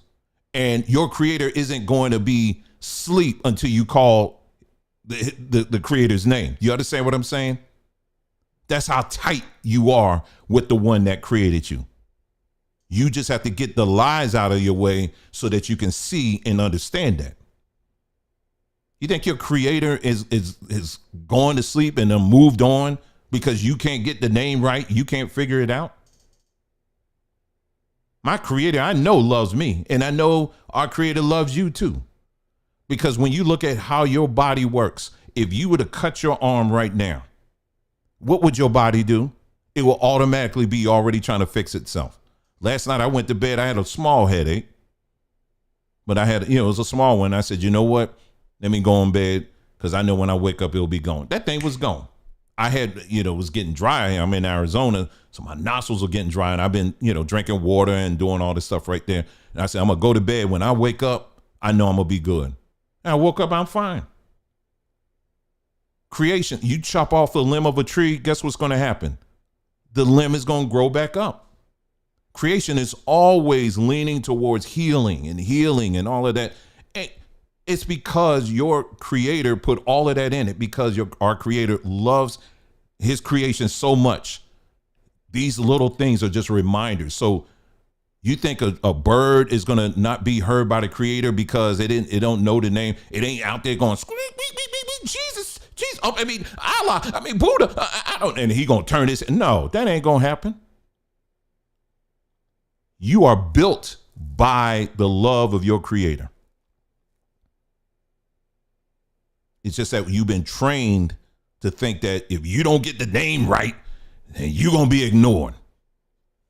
That's why you see a lot of times these people don't, no, it's not Yahweh, is Yahawashai. No, it's this and that, and be fighting over that. They'll do a 5-hour broadcast fighting over the name. When I'm communicating with my wife, I don't need to always call her. Hey, Nicole, I don't have to do that. Sometimes she knows. Sometimes the communication is so deep, she'll be like, she'll just happen to come just right at when I'm thinking I was getting ready to ask her something, and she just so happens to come in the room. That's the kind of communication that we need to have with our creator that goes beyond just trying to figure out what book do I read to get the name right. Because I'm telling you right now, every book that you have read about religion and all of that is 100% garbage. I'm going to say that again. Every religious book that you have read is pretty much 100% garbage. Why do I say that? Because the one that created all of this cannot fit in any book that you can order on Amazon. If your creator can fit in a book on Amazon, then I'll tell you right now, he's very small or she's very small, however you want to define them. If they can fit in a book that can be sold on Amazon and can be delivered in your house in 2 days, then it's too small. And we have limited ourselves in thinking that you got a bunch of people that got together, wrote a book, and they're able to describe with quote unquote pinpoint accuracy, oh, this is what heaven's going to look like, and it's going to have this and that, and like they done been up there. Well, if you don't do this, this is what's going to happen in hell, and they got this level, and then they got this level, and then they got that level, and and all that, and just describing all this stuff as if they've been there. But they're just simply telling you stuff out of their own imagination. And I said this before, and maybe I'll just go ahead and wrap it up now, start wrapping it up. And it's okay. Let me go ahead. I'm going to go ahead and turn this off, and we're going to wrap this up here. But I've said this before, and I'm going to say this again. There are some of you who have been worried or, kind of, concerned that, man, you had loved ones who didn't pray the sinner's prayer before they died. And now they must be burning in hell right now. Let me stop you with that. Okay? Let me stop you with that. Who is it that told you that in order you have to pray the sinner's prayer in order to go in heaven? Who told you that? Where did you get that from? Was that a set of instructions that were was blazed inside of your DNA that once you die, you're gonna go, if you don't pray this prayer now, you're gonna go straight to hell? Or if you do pray it, you're gonna go, and this is what all you're gonna see, because we've been there. Where did you get that from? That's something that I'm not going to answer that for you. You need to sit down and really begin to ask yourself these things. Where did this all come from? You know that your ancestors, many of your ancestors, I'm sure they're doing just fine wherever they are. But it's this system that religion needs fear. That's another good point I want to make. Religion and fear goes hand in hand, because what fear does, it keeps you controlled. This is why when you listen to a lot of these Hebrews, a lot of times, that's why they got to keep beating you over the head with law, statutes, and commandments, law, statutes, and commandments, law, statutes, and commandments. And if you don't do the law, statutes, and commandments, then you're going to be cursed. Religion always needs fear. When you sit up here and look at nature, do you think these birds and stuff, they operating in fear? They get up every morning, be singing and just full of life and be chasing each other and just be, I'm following some of these channels or whatever you call them on Twitter, where you got animals sometimes be helping each other out. It's such a sight to see. And it's so soothing and relaxing to see how animals, just how they operate and stuff. It's these knuckleheads out here that tell you that, hey, listen, if you don't get berries from that tree over there, you're going to go to bear hell. You're going to go to bear heaven or whatever. Did you do all the law, statutes, and commandments, Mr. Bear? Mr. Giraffe, did you do all that? They ain't operating like that. All of his creation, all the creation is filled with the spirit of the one who created us all. It is. They are. So anyway, I'm very glad that we had this another opportunity, and we're going to keep on doing this. We're going to keep on having these chats where we're going to have an open line where you can call in, because nobody's hiding over here, and we've given people fair opportunity. If you got something to say, you want to fill up the comment section with all your theses and stuff like that, you want to do that? Okay, you want to do that? All right, come on and let's talk. Nobody's going to beat you down and nothing like that. Come on, let's talk. Let's hear everything you got to say. This individual, Andre, want to come in and say, what happened? And y'all up here worshiping stones and stuff like that. And I do know some of the idiots out here with channels who were pushing that out there. These are Hebrews that were saying this stuff. And so I'm telling you right now, we free over here. Okay.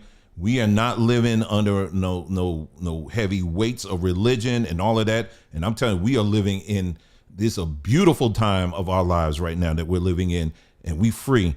And it's so wonderful to watch and to witness and see so many of y'all who are at least beginning to question some things, but also it's becoming tangible in your life, because now you even taking steps in looking at your health a different way. Here's some things if I do this and that or whatever, and your health is improving. We're actually seeing people, their blood pressure going down right now. Diabetes is disappearing now. We ain't talking no Benny Hinn stuff. We're talking real things that are manifesting because the bondages of religion is starting to break off for people. You know what I'm saying? And this is what it leads to. All right. So like I said, I wasn't going to be on here for 3 hours, but I'm certainly on here for 2 hours. So I gave a lot this week, a whole lot this week. So anyway, I think that's it. That's all we're going to have for you today. So again, if you have any questions at all, you can always email us. And we'd love to, like I said, I'll get to the email when I can. But anytime we do these lives, you can definitely call in, and we here for you. And yeah, that's it. Nobody's here to send you straight. Unlike some of y'all, we ain't sending nobody to hell. We want to hear what you got to say, right? But, like every conversation, let's keep it respectful and let's stay on topic. And y'all, just give a big shout out for real to everyone that called, because everyone that called today, they did just that. And y'all, wonderful. Thank you so much. Because see, this is how you do dialogue. Someone wrote today, they was like, I didn't realize this platform was like, everybody got to agree with you 100%. Who said that? I said, sis, just go sit down. Nobody's saying that. It's crazy. It's crazy.